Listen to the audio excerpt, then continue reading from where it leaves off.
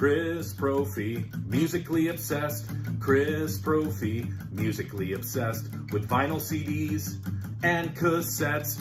Chris Brophy, musically obsessed. Oh yeah! So I was at the record store yesterday and I came across an album that I didn't even know existed. And I'm talking about the soundtrack for the movie The Changeling, which to me is one of the most scariest horror films ever.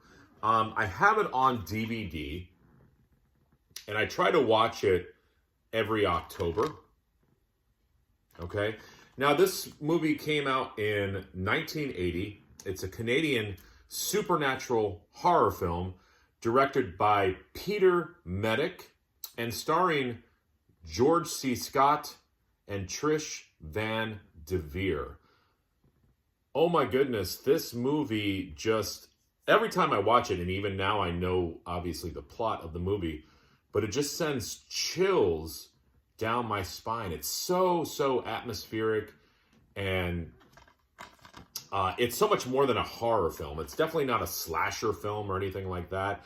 It's more along the lines of like a Rosemary's Baby, something like that, where it's more suspenseful and you really get into the story and the characters, and it ends up at times being sort of a sad sort of movie because the circumstances that the characters went through were just crazy. So this is about, the movie's about a composer who ends up moving to Seattle, ends up moving into this huge mansion. Supernatural occurrences begin to happen. And then slowly this character learns the history of the house. And then he makes it his mission to solve the mystery, but then also to put these spirits to rest. So when I saw this soundtrack, I just had to have it. This is a reissue that came out, I believe, in 2023 on Death Waltz Records. So as you saw before, it has this Obi strip to it. You, of course, have the cover with the wheelchair, which, if you know the movie, you know the significance of the wheelchair. This is a gatefold. I love that inner picture. Double record. Music by Rick Wilkins. Now, he's a Canadian composer. It's hard to describe the music, but I'm going to try my best. It's eerie, it's atmospheric, it's sparse. At times, there's like just single piano notes.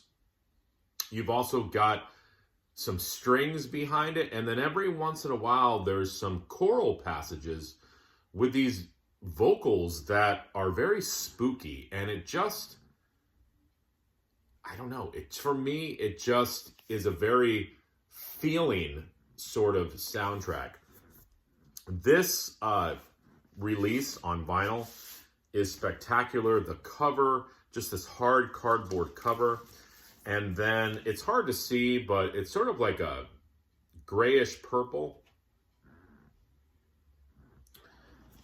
And I believe that the other album is the same. These are in polyline sleeves. Okay, this is a little bit different. But you get a music box on there.